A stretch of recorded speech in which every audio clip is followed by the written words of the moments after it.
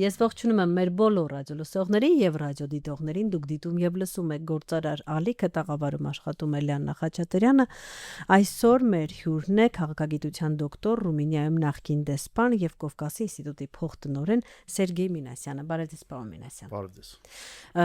Պարոն Մինասյան, թերևս սկսենք անվտանգությունից,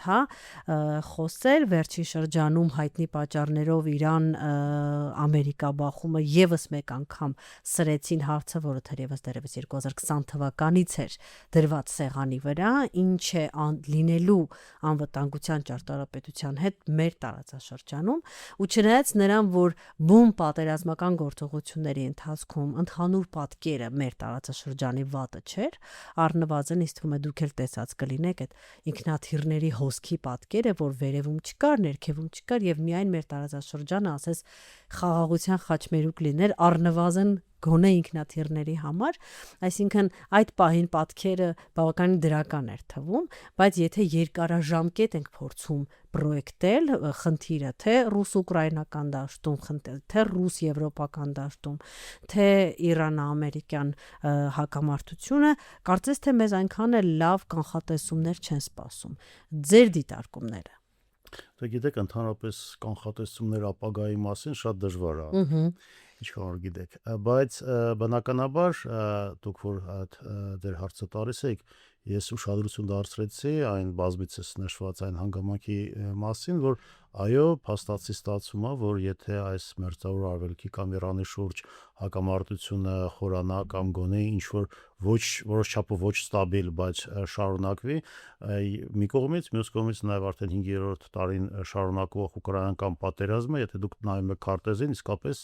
թվում է թե Հայաստանը եւ Հարավային Կովկասը այս պահով իսկապես շահող են դուրս գալիս։ Եվ շահող, եւ կապող, եւ անվտանգ համարվող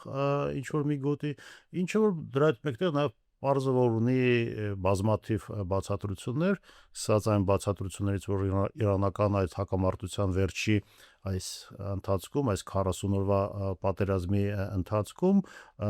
դա տեղի ունեցավ տարբեր պատճառներով, սկսած ասենք նույն հայտնի Նախիջևանների անհայտ իրանական ասենք դրոնների հարվածը Նախիջևանին, մյուս կողմից նաև շատ տպավորիչ նույն այդ իրանական դրոնների գործողությունները Պարսից ծոցում մի ոլորտում, մի տարածքում, որտեղ որ բոլոր անդամ երկրները թվում է թե ունեին այդպես այդ աստիճանի փոքր երկրների համար ամենազարգացած օդային, հակադրոնային եւ հակահրթիռային պաշտպանություն, բայց մենք տեսանք, որ դա այդքան էլ ասենք էֆեկտիվ չդարձավ համենայն դեպս շարունակվող մասսայական իրանական դրոնների հարվածի տակ եւ պարզա որ այդտեղից նաեւ հետեւություններ են արել նաեւ մեր որոշ հարևանները, մյուս կողմից էլ նաև հասկանալի է, որ Հայաստանը նաև մի տարածք է, որտեղ որ կա նաև ռուսական բազա, նաև կան այլ գործոններ ներգրավվածություն եւ ոնց որ միշտ նշում են նման դեպքերում, դուք էլ անդրադարձրացաք դրան, այո, այս բան մենք իսկապես ինչ որ թվում է թե խաղաղ իրավիճակում ենք, բայց ոչ ոք չի կարող երաշխավորել, որ այդ իրավիճակը չի փոխվելու եւ կարա շատ արագ ձևով փոխվի եւ ոնց որ շատ նման դեպքերում ասում են յուրաքանչյուր ճգնաժամ ստեղծում է եւ նոր ռիսկեր եւ նոր հնարավորություններ, այստեղ կան ռիսկեր, կան ասենք գործոններ, որոնք որ այդ ռիսկերը կարան ավելացնեն, ասենք տրիպի գաղափարը օրինակ որոշ դեպքերում, բայց նույն այդ տրիպի գաղափարը ավելի ճիշտ ներգրավվածության եւ այդ ռիսկերի կառավարման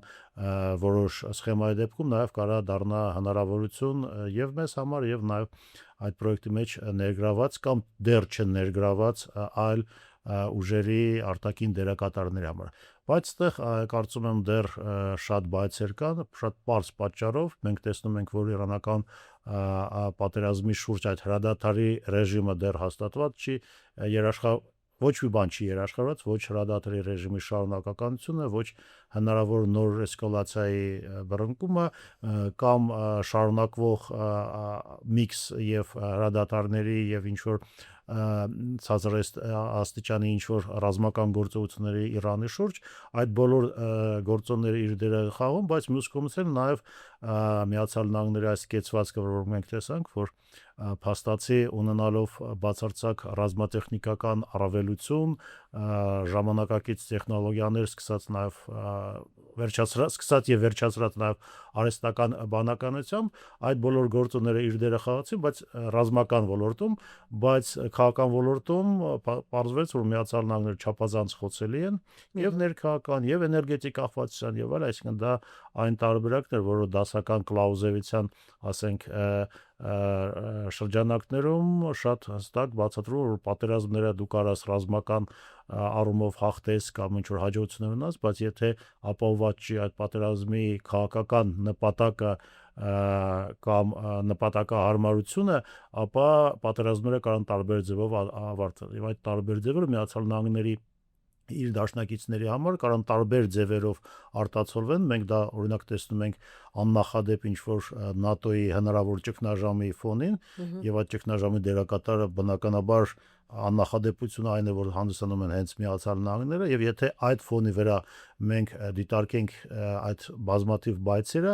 եթե դա պրոյեկցենք հնարավորությունները եւ վտանգները Հայաստանի համար, այդ հարցերը կրկնակի ավելի շատ եւ ավելի բայցակի կլինեն։ Եվս մեկ հարց կապված Իրան-ամերիկյան այս բախմանը վերջին ինչ որ պահի այն արխայիկ անգամ, հա, այն սեպագիր արձանագրություններն է հիշեցնում, երբ որ բոլոր կողմերը հայտարարում են, որ իրանք հաղթել են այս պատերազմում։ Հիմա մենք տեսնում ենք, որ Իրանը իրեն պարտված չի համարում, Ամերիկայի Միացյալ Նահանգների նախագահն էլ հայտարարություն է անում, որ մենք հաղթել ենք, ինչին ուզել ենք հասել ենք, ռեժիմը փոխվել է եւ այլն եւ այլն։ Սա ինչ է վկայում, սա ինչ որ անգամ տպավորություն է, որ պատերազմի վարման ձևի հետ էլ խնդիրներ ունենք, հա, ինչ որ ճգնաժամը։ Բոլոր պատերազմի մեջ կա պրոպագանդիստական էլեմենտը, որը որ գոյություն ունի եւ մենք դա տեսնում ենք, պարզապես այս պատերազմի սկզբունքային առանձնահատկությունը շատ այլ պատերազմներից այն էր, որ ինքը իսկապես շատ ասիմետրիկ էր եւ հնարավորությունների առումով, այսինքն մի կողմից դու ունես տեխնոլոգիական ամենաուժեղ աշխարհի տերությունը եւ իր ոչ պակաս ուժեղ տարածաշրջանային գործընկերներ հետ Իսրայելը կամ նույնիսկ արաբական երկրները մի կողմից, բայց մյուս կողմից էլ դու ունես, ասենք, Իրանը, որը որ այս պատերազմին ցուցաբերեց այդ ասիմետրիկ հակամարտությունը բնորոշ ամենակարևոր ունակությունը։ Դա պատերազմի գինը ընդունելու դիմանալու, այսինքն կամքի ուժի եւ պատրաստակամության ինքնազոհության, որը որ նաեւ համընկել էր Իրանի դեպքում, այդ առումով Իրանը այո կարանք Վիետնամի, Աֆղանստանի պատերազմների այլ ասիմետրիկ հակամարտություն, բայց նաեւ Իրանին բնորոշ կրոնա փիլիսոփական առանձնահատկությունները, որոնք որ բնորոշ են շիիտական իսլամական երկրին եւ բացի դրանից նաեւ ի տարբերություն գրեթե բոլոր, ասենք, հակամարտությունների մերձավոր արևելքում փաստացի Իրանը բացառությամբ մի արաբական երկրի Եգիպտոսի հանդիսանում է այն երկիրը, որտեղ որ ռեժիմը, որտեղ որ կառավարման համակարգը անձնավորված չի, փաստացի մենք տեսանք, որ դա պետությունը շատ խորը ինստիտուցիոնալ խորությամբ փաստացի պետություն կորպորացիա է, այսինքն իսլամական հեղափոխության պահապանների կորպուսը ցուցաբերեց եւ հաղթեց այս պատերազմում չփլուզվելով եւ պարզապես չպարտվելով։ Դա իսկապես Իրանի դեպքում կարանք համարենք այս этаպում, այսինքն այս առաջի 40 օրվա ընթացքում իսկապես հաղթան։ Թե ինչ հետևանքներ դա կբերի Իրանի համար երկարաժամկետ կտրվածքով չգիտեմ։ Այո, Միացյալ Նահանգների դեպքում նշեցի, իրականում թվում է թե բոլոր ռազմական նպատակներին հասել էին, չնայած որ հիշեցնեմ, որ այդ թվում է թե այդ ռազմական նպատակներին արդեն հասել էին հունիսին, եթե դուք հիշում եք, նույն Իրանը եւ Իսրայելը հայտարարել են, որ միջուկային, ասենք, ծրագիրը տասնամյակներով հետ է ընկել եւ այլն, բայց փետրվարի 28-ին էլի խփեցին, այսինքն այն նպատակները ռազմական, որոնք որ կային, շատ նպատակները իրագործվել էին, բայց քաղաքական նպատակներից թվում է թե ոչ մի բան չիրագործվեց եւ հակառակը ստեղծվեց նոր գլոբալ մակարդակի խնդիր Օրմուզի նեղուցի փակումը։ ռեժիմի ինչ որ ռազմաքաղաքական եւ կրոնական ղեկավարության ոչնչացումը, որը որ նաեւ եւ ժամկետով եւ ասենք տրամաբանությամբ գլխավոր նաեւ երևի թե պատճառներ ինչի հենց փետրվարի 28-ին էին որոշել խփել Միացյալ Նահանգները եւ Իսրայելը, դա չբերեց գլխավոր նաեւ այն ի սկզբանե հայտարարված նպատակին, այն է Իրանում ռեժիմի փոփոխմանը։ Արդյունքում այս պահին երբ որ թվում է թե այդ կորպուսը ավելի ոչ թե ավելի փաստացի ամբողջ ասենք կտրվածքով է ղեկավարում Իրանը, ռեժիմը Իրանում ավելի կոնսոլիդացված է եւ ավելի հակաամերիկանացված է, քան դա եղել է մինչեւ փետրվարի 28-ը։ Մյուս կողմից նաեւ պիտի մենք շատ լավ հասկանանք, որ կորպուսը դա միգուցե ֆանատիկներ են այն իմաստով, որ պատրաստ են շատ հաճախ ինքնազոհության, բայց նաև շատ պրագմատիկ մարդիկ են, ինչպես ներքին, այնպես էլ արտաքին քաղաքականության առումով։ Այդպես որ այդ առումով իսկապես այս պահին Իրանը կարա համարի, որ հոգեբանական եւ քաղաքական հաղթանակ է տարել, Միացյալ Նահանգները ոչնչացնելով բազմաթիվ հազարավոր կամ տասնյակ խոցելի ինչ որ ռազմական, քաղաքական, տնտեսական օբյեկտներ, բայց թվում է թե քաղաքական նպատակին չեն ասել, բայց դա չի նշանակում, որ պարոն Տրամփը պիտի չասի հերթական անգամ երբեմն ինքը Իրան հակաճարելով եւ կրկնվելով, որ ինքը հասել է աննախադեպ քաղաքական, ռազմական եւ այլ բոլոր հնարավոր հաղթանակներ եւ դա ասվելու է դեռ բազմաթիվ անգամ։ Շատ լավ, վերադառնանք մեր երկիր, երկար տարիներ Հայաստանի Հանրապետության անվտանգությունը կցված էր Ռուսաստանի Դաշնությանը։ Մեր հիմնական ուղղությունը, որտեղ մենք ուր մենք նայում ենք, դա հենց Ռուսաստանի Դաշնությունն էր 2020 թվականից հետո այս պատկերը սկսեց փոխվել, այսօր խոսում ենք դիվերսիֆիկացիայի մասին, այսօր խոսում ենք որոշակի կոմպլիմենտար քաղաքականության մասին, ոչ միայն քաղաքական դաշտում, այլ նաև անվտանգության դաշտում, բայց փորձը ցույց է տալիս եւ նաև դուք Ռումինիայում եք եղել դեսպան, նաև Ռումինիայի փորձը գոնե ինձ այդպես է թվում ցույց է տալիս, որ երբ որ դու անվտանգայի դաշտում փորձում ես որոշակի դիվերսիֆիկացիայի գնաս, վտանգը մեծ է, որ կարող է Ռուսաստանը դառնալ քեզ համար ինչ որ առումով քաղաքական վտանգ գործընկերոջից, հա, ինչ վիճակում է այս պահին Հայաստանը, արդյոք քայլերը, որոնք մենք անում ենք որպես երկիր, որպես պետություն անվտանգության հարցը լուծելու համար խելամիտ են, հաշվի առնելով աշխարհաքաղաքական իրավիճակը։ Այս վիճակը, որը մենք ունենք այս պահին, մենք կարանք նաև խորհրդես տեսական քննարկումների մեջ խորանանք, բայց ես ասեմ, որ այն իրավիճակը, որը մենք ունենք, դա պայմանավորված է այն իրականությամբ, որը ստեղծվել է 20 եւ 23 թվականին։ Մենք կարանք նաև քննարկել ինչի տեղի ունեցավ 20-ը, ինչի տեղի ունեցավ 23-ը, չնայած 23-ի իրադարձությունները դա պարզապես հացանցվում են 20 թվականի երկրորդ Ղարաբաղյան պատերազմով, այդ բոլոր գործոնները արդեն իր դերը խաղացել են, կարանք մենք պատմական, քաղաքագիտական,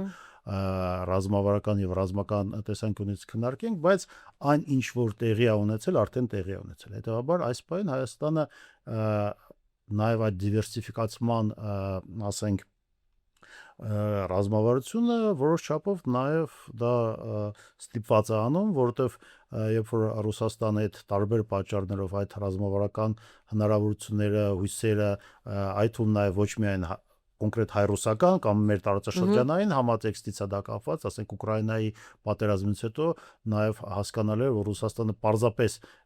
բացի քաղաքական կամ ռազմական աջակցությունից նաև չի կարա լինի Հայաստանի համար հիմնական ռազմատեխնիկական գործընկերը մի շատ պարզ պատճառով նույն այդ զինատեսակները, որոնք որ հայկական բանակին պետք են վերազինման եւ նաև Հայաստանի համար տրամաբանական լինում, առաջի հերթին պետք են Ռուսաստանին ուկրաինական, ասենք, ռազմաճակատում։ Չնայած որ որոշ ինչ որ 22 թվականից որոշ համագործակցություն դեռ եղել է Հայաստանի եւ Ռուսաստանի մեջ եւ շարունակվելու է նաեւ որոշ միգուցե ավելի սահմանափակ ծավալով, որովհետեւ Հայաստանի զինված ուժերի, ասենք, զինանոցում դեռ կան բազմաթիվ նախկին սովետական կամ ռուսական արտադրության զինատեսակներ, որոնք որ պիտի սպասարկվեն նաև բացի ամեն ինչից,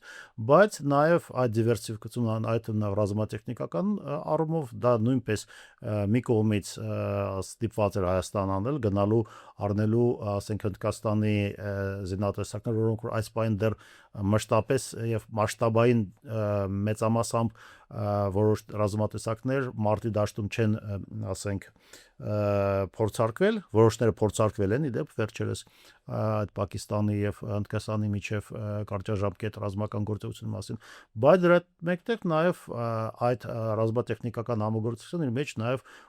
բավականին կարևոր դրական էլեմենտներ կա, որովհետեւ նաեւ երբ որ դու ռազմատեխնիկական համագործակցություն ես նոր պարտների հետ, նույնիսկ Հնդկաստանի հետ, որը որ իր մեջ նաեւ հասկանալի պատճառներ ունի շատ կարևոր մի առավելություն դա մատչելիությունն է զինատեսակների, բայց բացի դրանից նաև ռազմատեխնիկական համագործակցությունը բոլոր դեպքերում նաև ապահովում է այդ երկրի հետ, ասենք արտաքին քաղաքական եւ աշխարհակահական աջակցություն, այսինքն ինչ որ քաղաքական զոնտիկա ստեղծում, որը որ Հայաստանի համար կարևոր է հաշվի առնելով Հնդկաստանի աշխարհի ամենամեծ բնակչություն ունենալու եւ աշխարհի իր բոլոր պոտենցիալներով 5-րդ կամ 6-րդ տերությունը միգուցե նաև ավել է իրական ռազմական առումով, եթե համարենք դա այդ գործողությունները կարևոր են, բայց ընդհանուր առմամբ կրկնում եմ եւ փորձեմ ավելի սեմված ձեր հարցին պատասխանեմ, այն ռազմավարությունը, որը որ կամ այն մոտեցումներ, որը որ կա եւ պաշտպանական եւ անվտանգային եւ աշխարհակական եւ արտաքին քաղաքականության մոտեցումներում դա պարզապես արտացոլված է այն իրողությունով, որը որ ստեղծվել է Հայաստանի շուրջ նաև 23 թվականից հետո առանց Ղարաբաղի, առանց նաև Ռուսաստանի հետ այդ անվտանգային, ասենք, հուսալիության բացակայության դեպքում կամ եթե կարելի ասել ինչ որ փորձենք տերմիներով խաղանք, ասենք ռազմավարական անվստահության մակարդակում Հայաստանի եւ Ռուսաստանի միջև, այն ինչ որ Հայաստանը անում է, այն լծակները, որոնք որ փորձում է օգտագործել, այդ լծակները անվտանգային լծակները կարող լինեն նաև տրանսպորտային ուղիները կամ տրանսպորտային ուղիների, ասենք, դիսկուրսը, ոնց որ դա այս պահին մենք դեռ ունենք տրիպի մասին, բայց դա նույնպես որոշ չափով աշխատում է Հայաստանի անվտանգային քաղաքականության ապահով եւ ոչ միայն եւ ոչ այնքան, ասենք, ռազմատեխնիկական մատակարարումները կամ զինված ուժերի վիճակը։ Այդուհանդերձ կա զգացողություն, որ Ռուսաստանը ստեղծված իրավիճակին բավականին խանդուտ է վերաբերվում։ Չգիտեմ, հիշենք վերջերս պարոն Սուսլովը հայտարարության մեջ ասաց, որ եթե պատերազմ լինի Ադրբեջանի հետ, Ռուսաստանը ոչ միայն կաջակցի Հայաստանին, այլև կմասնակցի այդ պատերազմին։ Մի բան, որ այսօր մեղմ ասած կասկած է առաջացնում Հայաստանի Հանրապետության բնակչության մոտ, հաշվի առնելով պարզապես 2020 եւ 23 թվականների փորձը։ Անալոգիաները երբեմն դու կարող կասկածով իրականությունը կարա այլ լինի, այստեղ ես պարզապես չեմ ուզում մեկնաբանել պարոն Սուսլովի ասածը, բայց պարզապես երկու հանգամանք ասեմ, փաստ ասեմ, այս բային լինի թե դուր է գալիս թե դուր չի գալիս Ռուսաստանի հետ հարաբերությունները միակն են Հայաստանի համար, որոնք որ իր մեջ փաստացի թղթի վրա անվտանգային երաշխիքներ ունեն եւ մյուս կողմից նաեւ դա երբեք չի նշանակում, որ եթե 20 թվականը հատուկ դեպք է, գիտեք, որ Ռուսաստանը փաստացի չուներ պարտավորություններ Հայաստանին կամ Ղարաբաղին օգնել մարտական մարտի դաշտում Ղարաբաղի տարածքով, բայց իրականում մինչև 20 թվական այլ ամբողջ տրամաբանությունը հայ-ռուսական հարաբերությունը ենթադրում էր, որ Ռուսաստանը պիտի համենայնդեպս ավելի ակտիվ լիներ, քան 20 թվական։ 23 թվականներին ու 21-22 թվականներին Հայաստանի սահմաններում դա կոնկրետ դեպքեր, որ Ռուսաստանը պարտավոր էր հապկետ միասին ներգրավեն, դա բայց ինքը դա չարեց համենայնդեպս մեզ համար, ասենք, ընդունված սպասվող տարբերակ դա չեղավ։ Դա չի նշանակում իհարկե, որ ձեր ասած տարբերակում, եթե նույն այդ Հայաստանի դեմ դասական ռազմական սպառնալիք լինի, որ Ռուսաստանը չի խառնվելու, կարա եւ խառնվի, որտեվ կարան այլ Իրավիճակը փոխվի։ Այս առումով ես պարզապես պիտի ասեմ, որ կան դեռ թղթի վրա այդ պարտավորությունները։ Այդ պարտավորությունները կարան նույնիսկ ամեն անսպասելի բավ աշխատեն կամ չաշխատեն։ Եվ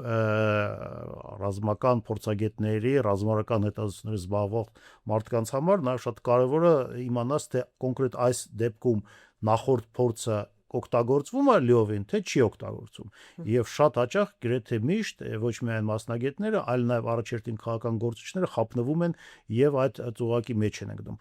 Ամենա տեսանելի օրինակ ես ձեզ բերեմ նույն այդ Իրանի դեպքում։ Աննախադեպ թվում է թե պարտությունը եւ հարվածը, որը որ Իրանը ստացել էր անցած հունիսին եւ հետախուզական առումով եւ ռազմական եւ ռազմատեխնիկական բերեց wishful thinking-ի այդ մտածելակերպի եւ Իսրայելում եւ Միացյալ Նահանգներում արդյունքը մենք տեսանք։ Դա չի նշանակում դա նույն ձևով կշարունակվի, այդ կան ռազմական եւ քաղաքական գիտությունը, իսկ ռազմականը նաեւ մեծամասամբ որոշ չափով նաեւ մասը հանդիսանում նաեւ քաղաքականին ունեն բազմաթիվ օրինաչափություններ եւ օրենքներ, որոնք որ մասնագետները շատ լավ գիտեն, որ այդ օրինաչափությունները ինչ որ մի դեպքում այս ձևով աշխատում, մի դեպքում այլ ձևով աշխատում, իսկ երրորդ դեպքում կարող աննախադեպ ինչ որ նոր ձևով ասենք աշխատեն, որտեղ ոչ փորձը, ոչ ասենք կուտակված գիտելիքը հնարավորություն չէր տալիս նախորդ փուլում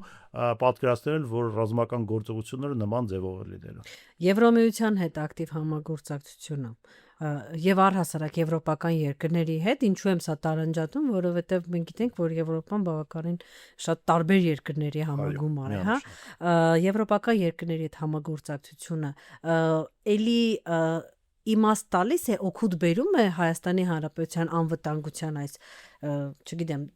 դժվարանում եմ անգամ ասել նոր ճարտարապետություն, որովհետև դեռևս չկա ճարտարապետություն, գոնե իմ տպավորությամբ դեռևս փնտրտուք է ինչ որ մի ձևաչափի, որ կարող է աշխատել Հայաստանի համար, բայց օգուտ կա, իմաստ կա այդ ամենից։ Դետալներից է կախված, կան կոնկրետ օգուտներ եւ բավականին կարևոր, այսինքն այս վերջի 2-3 տարվա ընթացքում օրինակ չափազանց ակտիվացել է Հայաստանի ռազմատեխնիկական համագործակցությունը Ֆրանսիայի, Գրեցիայի, բայց հատկապես Ֆրանսիայի հետ եւ Հայաստանը ստացել է որոշ զինատեսակներ, դա գաղտնիք չի, այսինքն օրինակ Caesar հրետանային համակարգները, որոնք որ շատ լավ ցուցաբերել էին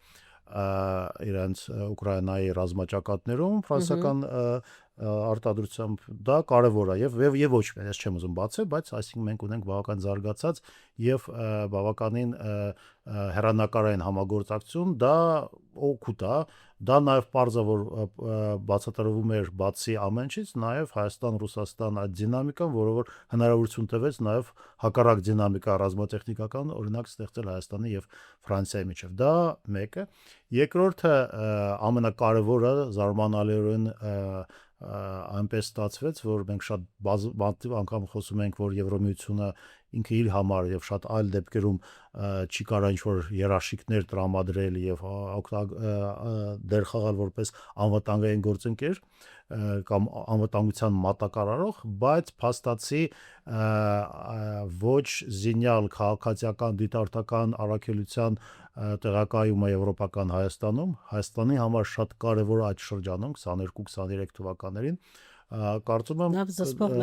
դա քաղաքական զսպման մեխանիզմ է։ Իհարկե դա պարզավոր դա միայն եւ միայն քաղաքական էր, բայց այն իրականություն, որը որ կար 20-23 թվականին, ես անձամբ այդ գործընթացի մեջ ներգրավելով նաեւ երկում Հայաստան-Ռումինիա հարաբերությունների ֆորմատում շատ լավ գիտեմ, թե ինչ իրականում դժվարությամբ այդ գործընթացը տեղի է ունենում, ինչքան նաեւ շատ հենց Եվրոմիության անդամ երկրների ներսում աշխատանք պիտի տարվեր այս ուղղությամբ, ինչքան կար հակադրություն եւ Ադրբեջանից, եւ Ռուսաստանից, եւ մասամբ Իրանից, որոշ երկրների հետ դիվանագիտական առումով ստացվեց դա համոզել, որոշ երկրներին երկարաժամկետ եւ բազմակայլ գործողությունների դեպքում նաեւ այդ փաստը ստիպեցին նաեւ ընդունելու, բայց համենայն դեպս EUMA-ի տեղակայումը Հայաստանում, այո, զարմանալիորեն դարձրեց Եվրոմիությանը իսկապես այն եզակի դեպքերից մեկը, որը որ չկարգավորված եւ շատ փխրուն եւ ռազմավտանգ իրավիճակում լուրջ զսպող եւ խաղաղության նպաստող գործողություն եղավ, դա չափազանց կարևոր, ինչպես նաև դա կարևոր է ոչ միայն անվտանգության առումով, ես շատ հաճախ նշում եմ մի հանգամանք, որ Եվրոմիության դիտորդական խմբի ասենք տեղակայումը Հայաստանում բերեց նրան, որ մենք կարանք նշենք, որ այո, արդեն Հայաստանը հանդիսանում է եվրոպական քաղաքական տարածքի անբաժան մաս, դա փաստ է, եւ վերջինը, որ նաև նշեմ, Հայաստանը այս վերջի 1-2 տարվա մեջ բավական ակտիվացրել է իր համագործակցությունը մեծամասամբ ոչ լետալ, ասենք ռազմական եւ անվտանգային համագործակցությունը ԵՄ-ի հետ եւ այստեղ նաեւ եթե դրան միացնենք նաեւ դիտորդական առաքելության տեղակայումը Հայաստանում, Հայաստանը փաստացի ունի ամենաբարձր հնարավոր մակարդակը նմանատիպ համագործակցության Եվրոմիության հետ որպես կառույցի, այսինքն բազմակողմ շրջանակներում, չհանդիսանելով ԵՄ տեխնացու անդամ երկիր եւ չհանդիսանալով ՆԱՏՕ անդամ երկիր, որովհետեւ նաեւ Եվրոմիությունը ունի հարաբերություններ, ասենք ավելի բարձր մակարդակի իր գործընկեր ՆԱՏՕ երկրների հետ, ասենք Թուրքիայի հետ, կամ Միացյալ Նահանգների հետ։ ՆԱՏՕ ասեցիք, չեմ կարող չհարցնել, Ռուսաստանի ռուս-ուկրաինական պատերազմի առաջին այդ շոկային էֆեկտներից հետո երկրորդ երևի թե շոկը եղավ, երբ պարոն Թրամփը ընտրվեց նախագահ եւ մենք բոլորս հիշում ենք, թե պարոն Վենսը ինչ կտրուկ հայտարարությամբ հանդերձ եկավ եվրոպացի գործընկերների ներկայությամբ եւ այն խուճապը կարելի ասել եվրոպացի քաղաքական գործիչների դեմքին թվում էր, թե շատ լուրջ ճգնաժամի առջև է կանգնած անվտանգային առնվազն Եվրոմիությունը, եվրոպական երկրները կարծես թե սկսեցին հասկանալ, որ այն աշխարհակարգը առնվազն անվտանգության վերաբերյալ, որը ձևավորվել էր երկրորդ համաշխարհայինից հետո այլևս չի աշխատում, բայց վերջին շրջանում կարծես թե դատելով գոնե մեդիայում շրջանառվող լուրերից, Եվրոպան սկսել է մտածել վերադասավորել իր անվտանգության ճարտարապետությունը։ Համոզված եմ հետևում եք, ձեր տպավորություններն ինչպիսին են։ Դա կոչվում է Եվրոպայի, ասենք, գործողությունները ռազմավարական ինքնավարություն ստանալու առումով։ Այսինքն այո, դա մի գործընթաց է, որ չափազանց կարևոր է, եւ այդ գործընթացը, որը որ տեղի է ունենում Եվրոմիության շրջանակներում երկու մակարդակներով։ Եվրոմիություն որպես կառույց, որ փաստացի արդեն դառնում է ռազմաքաղաքական ավելի հստակ մի կառույց, այն ֆոնի վրա, որ իսկապես ՆԱՏՕ-ի ապագան զարմանալիորեն չափազանց վտանգված է, ՆԱՏՕ անդամ ամենակարևոր հիմնարար եւ հյուսիսային երկրի կողմից, այդ Միացյալ Նահանգների կողմից այդ գործողությունների բավ, իդեպ դա դեռ վերջնական չի եւ դա դեռ պարզ չի ինչ զարգացումներ կլինեն, բայց այն որ աննախադեպ է, այո, դա այդպես է եւ բարձր որ Եվրոմիությունը նաեւ բացի այլ հարցերից, բացի ՆԱՏՕ-ի այդ թուլացումից, նաեւ եւ իր ռազմավարական այդ ավտոնոմիայի, ասենք, զարգացման տեսանկյունից նաև դա կապված է ընդհանուր առմամբ Միացյալ Նահանգներ եւ Եվրոմիություն անվտանգային շահերի համընկնության թուլացումով առաջերտի մենք դա տեսնում ենք օրինակ Ուկրաինայի դեպքում։ Դա կարևոր է, բայց նաև կարևոր է, որ այդ գործընթացները Եվրոմիությունում ոնց որ նշեցի, երկու մակարդակով է դա Եվրոմիության եւ անդամ երկրներ եւ որոշ անդամ երկրներ, օրինակ Լեհաստանը այդ առումով, բայց նաև Գերմանիան, նաև արդեն Ֆրանսիա, մի քիչ ավելի ասենք Բալտյան երկրները կամ սկանդինավյան երկրները մի քիչ ավելի Լեհաստանից օրինակ ուշացումով, բայց նույնպես գնում են այդ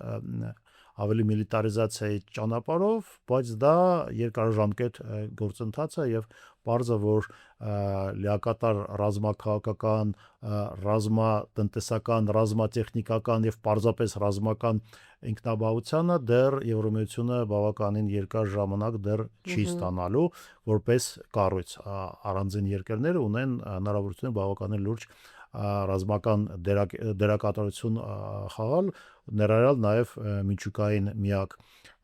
Եվրոմիության անդամ երկիր Ֆրանսիան, որը որ նաև իր այդ գործոնը փորձում է որոշ չափով ասենք ռազմավարական միջուկային զսպման գործոնը նաև ուժեղացնել եւ փորձել լայնացնել օգտագործելով նաև ԵՄ-ի տարածքի հետ կապված։ Բայց ոնց որ մենք նաև մեր նախորդ որոշ հարցերի շուրջ խոսեցինք, բոլոր գործընթացներ ունեն եւ ասենք հնարավորություններ եւ մարտահրավերներ եւ եթե մենք դա փորձենք պրոյեկցենք մեր տարածաշրջանի վրա, ապա այստեղ նույնպես այդ դիլեմայի հարցն է, որովհետեւ եթե Եվրոմիությունը դառնում է փաստացի ռազմաքաղաքական օբյեկտ, սուբյեկտ եւ դաշինք, ապա դա բերում է նաև համապատասխան արձագանքներ։ Եվ համապատասխան արձագանքը գալիս է նաև իր տեսականորեն ամենագլխավոր աշխարհաքաղաքական եւ ռազմավարական հակառակորդից Մոսկվայից եւ այն ինչի մասին մենք ուշադրություն ենք դարձնում եւ խոսում ենք նախորդ ամիսներին ինչ որ փորձագիտական դաշտով արդեն հնչում է ուղակի ասենք ամենաբարձր քաղաքական մակարդակով Մոսկվայից, որ եթե Եվրոմիությունը դառնում է ռազմավարական եւ ռազմաքաղաքական ասենք կազմակերպություն, ապա Ռուսաստանը կամ այս կողմ կամ այն կողմ, ապա Ռուսաստանը դրան արձագանքել է նույն ձևով, ոնց որ ժամանակին արձագանքել է ՆԱՏՕ-ի հետ։ Եվ ՆԱՏՕ-ի դեպքում Ռուսաստանը համապատասխան արձագանքել է 14 եւ 22 թվականի Ուկրաինայի դեպքում, եւ փաստացի նաեւ այդ հարցը հանվել է օրակարգից ՆԱՏՕ-ի տարբեր պատճառներով, բայց այս բանին ամենայն դեպս չի դիտարկվում, որ Ուկրաինան կարող դառնա ՆԱՏՕ-ի անդամ երկիր, միջև չավարտվի այդ հակամարտությունը։ Դա ՆԱՏՕ-ի ղեկավարի վերջերս ասած հայտարարություններ եւ ոչ ոք չգիտի թե ուկրաինական պատերազմը եւ ինչ շրջանակներով կավարտվի։ Բայց եթե Ռուսաստանը նաեւ նույն այդ տրամաբանությունը պրոյեկցում է նաեւ Եվրոմիության համար, Եվրոպայության հետ կապված, ապա դա կարծում եմ բազմաթիվ այլ հարցեր է առաջացնում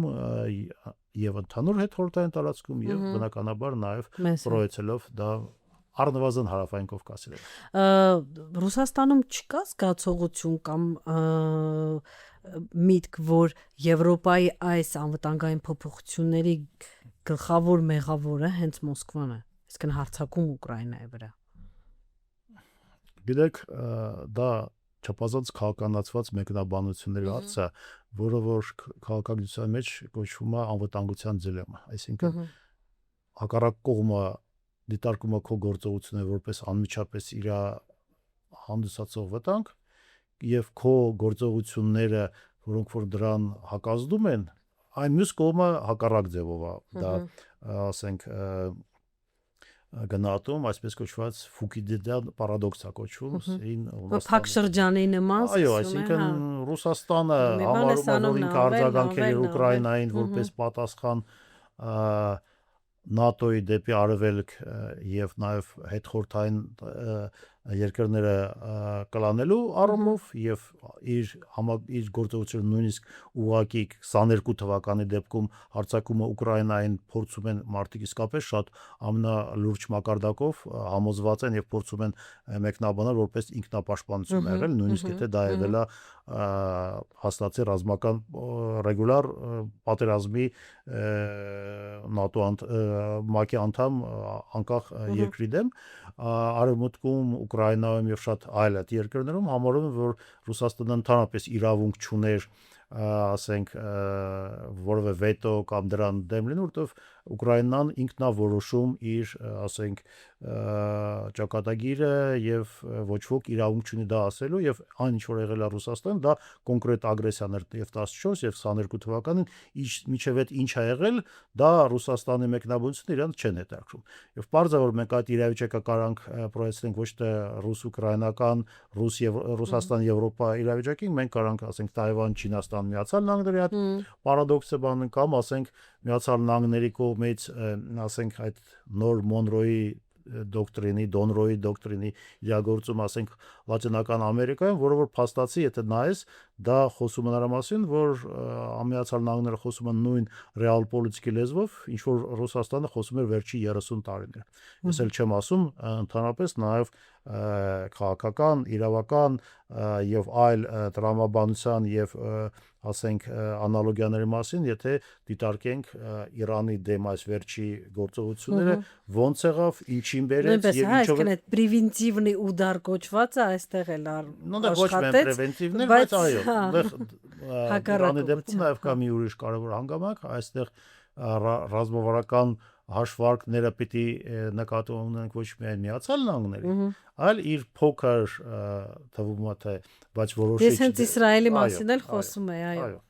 Այո, պարոն Մինասյան, մեր ժամանակը մոտենում է ավարտին, այդուհանդերձ չեմ կարող չհարցնել հաշվի առնելով ձեր դիվանագիտական առաքելության տարիները, որ դուք ունեցել եք Ռումինիայում, Հայաստանում մի քիչ անվտանգության թեմայից թեքվենք, Հայաստանում կա, չէ, այսպիսի երկու ծայրահեղ ճամբարների մտածելակերպ դիվանագիտության վերաբերյալ, հա, մի կողմը ասում է, որ ռազմական դաշտով ամեն ինչ չես լուծի, դիվանագիտական դաշտով կարող ես հասնել որոշակի խաղաղության, կարող ես հասնել շատ բաների եւ նրանց հակադարձողն ասում է, որ դիվանագետի խոսքը եւ կշիռը ուղիղ այնքան է, ինչքան կշռում է իր պետության ներուժը, ռեսուրսը, կշիռը եւ այլն։ Եվ հմուտ դիվանագետը ոչինչ չի կարող անել, եթե պետությունը թույլ է եւ հակառակը, հա, հակառակողն ասում է, որ հմուտ դիվանագետը կարող է այնպիսի իրավիճակ ստեղծել, որ թույլ պետությունը կարող է այդ ծանր իրավիճակից դուրս հանել։ Այդ ձեր մոտեցումը այս հարցին։ Նույն ձևով ոնց որ ասենք բանակ ազիված ուժերը արտացոլում են եւ հասարակության, եւ պետության, եւ տնտեսական, եւ բարեհոգեբանական, եւ ինտելեկտուալ, եւ այլ ձևի հնարավորությունների ոնց որ սինտեզը, նույն ձևով այո դիվանագիտությունը դու կարաս ինչ որ առանձին դրվագներում առանձին դիվանագետներ կարան ինչ որ շեշտադրումներ փոխել, բայց եթե դու չունես եւ քաղաքական, եւ ռազմական, եւ տնտեսական, եւ հոգեբանական այդ ամրությունը դիվանագիտության աշխատանքը բավականին ասենք սահմանափակ կարա լինի բացառությամբ այն ոլորտին, ասենք այդտեղ տեխնիկական, որը որ յուրաքանչյուր պետություն պարզապես պետություն լինելով այդ դիվանագիտական աշխատանքը կատարում, ասենք միջազգային կազմակերպությունների անդամակցությունը, չգիտեմ, ՄԱԿ-ում եւ այլն, որտեղ որ դու որպես պետություն քո դերը խաղում, բայց եթե խոսքը գնում է նաեւ դիվանագիտությունը որպես եւ անվտանգային լրացուցիչ լծակ եւ զարգացման լավ տեխնիկական, քաղաքական հնարավորություն եւ տնտեսական, ասենք, գործողությունների նպաստող բան գործուն, բնականաբար դա նաեւ կախված է մնացած այլ գործերի։ Նույն ձևով ոնց որ նույնիսկ հանճարեղ գեներալները կամ հմուտ զինվորականները միայնակ չեն կարող հաղթեն պատերազմը, նույն ձևով նաև դիվանագետները սկսած ասենք ամենացածր դիվանագիտական պաշտոնում գտնվող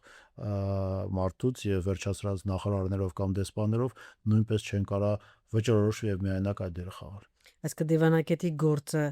պարտադիր է, բայց միայն դիվանագետի գործով հարցի լուծման վճռորոշ հարցի լուծման պետության համար շատ կարևոր հարցի լուծման դժվար է գնալ։ Շատ լավ, շատ շնորհակալ եմ։ Ես մեր բոլոր ռադիոլսողներին եւ ռադիոդիտողներին հիշեցնեմ, որ դուք դիտում եւ լսում եք Գործարար ալիքը։ Այսօր մեր հյուրն էր քաղաքական գիտությունների դոկտոր, Ռումինիայում նախկին Հայաստանի Հանրապետության նախկին դեսպան Ռումինիայում եւ Կովկասի ինստիտուտի փոխտնօրեն Սերգեյ Մինասյանը։ Շատ շնորհակալ եմ։ Շնորհակալություն հավերժ։